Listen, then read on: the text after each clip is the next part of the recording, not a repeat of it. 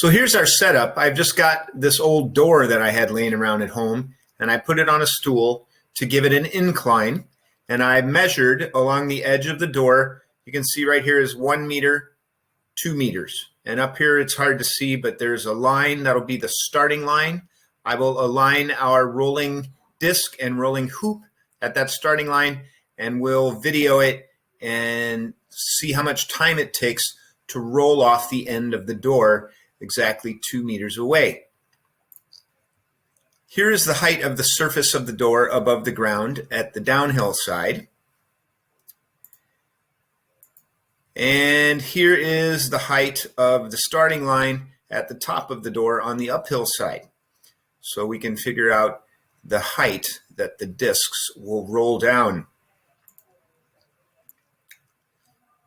Here are the disc on the right and the hoop on the left that we'll be using.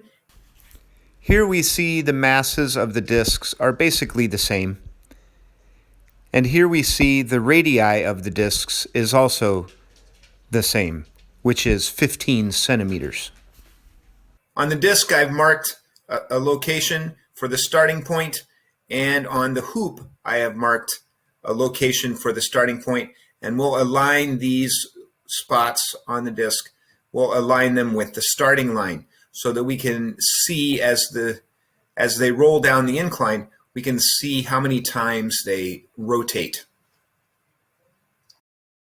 Okay, here we go.